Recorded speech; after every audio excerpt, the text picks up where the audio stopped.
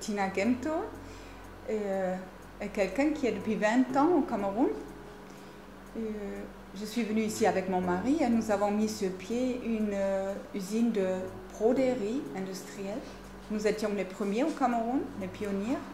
Et ça a très bien marché. Nous avons fait une très bonne qualité et nous avons réussi à avoir comme clients des très grandes structures internationales ici sur place.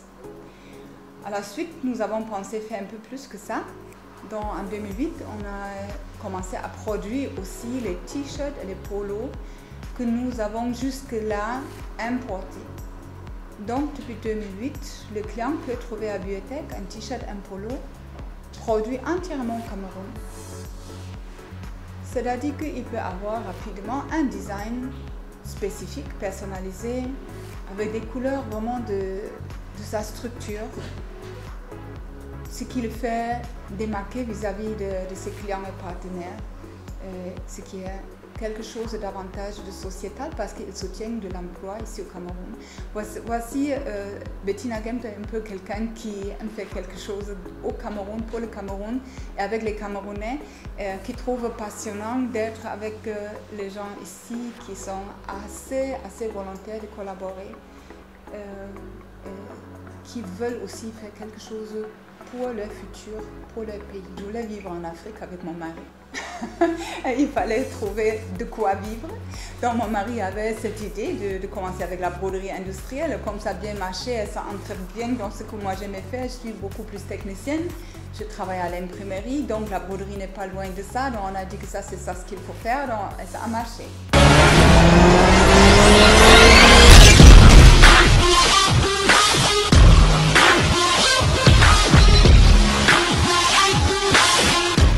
Ce sont des difficultés que tout le monde a qui veut mettre sur pied un projet.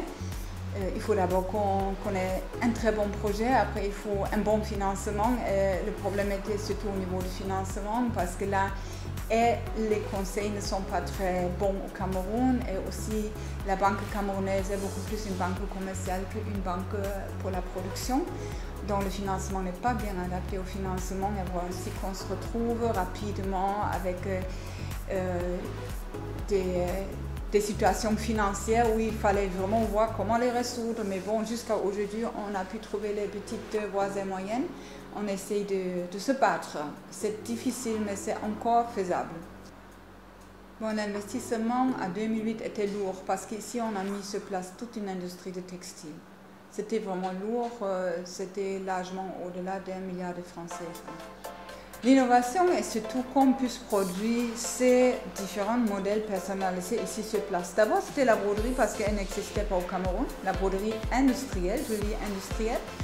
Et ensuite, c'était la production du fil coton jusqu'à produire t-shirt polo fini. C'était la deuxième innovation. La matière première qui est le fil, on doit l'importer puisque le Cameroun n'est pas encore dans la situation technique de pouvoir nous fournir le fil coton à base de coton camerounais. Malheureusement, on espère vraiment que cela sera très rapidement possible. Je crois que le gouvernement a des projets par rapport à ça et il travaille dessus, donc ce sera super parce qu'à ce moment, on aura un produit vraiment 100% camerounais, ce qui est actuellement, le travail est fait 100% camerounais, mais les ingrédients ne le sont pas encore. Il y a un meilleur coton au Cameroun. Mais malheureusement, l'État n'est pas encore capable de le faire transformer, de créer un environnement entrepreneurial qui permet même aux investisseurs de dire que je vais m'installer avec une bonne filature avec laquelle je peux fournir toutes les structures locales avec les fils qu'ils auront besoin. Ce n'est pas le cas actuellement. Et comme ce sont ces investissements très lourds, il faut attendre, voilà.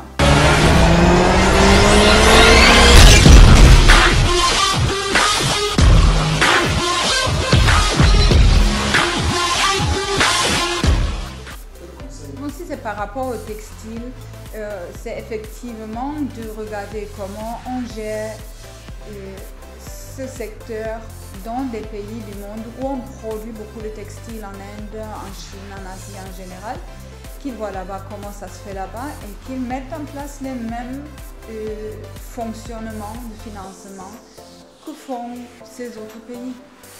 Notre projet 2019 est de travailler intensément notre communication à l'interne à l'entreprise, donc renforcer beaucoup la façon dont nous tenons nos réunions, dont nous nous adressons à nos collaborateurs, la mise en place des objectifs et l'évaluation, afin d'atteindre une montée des efficiences de 20% à la fin de l'année 2019.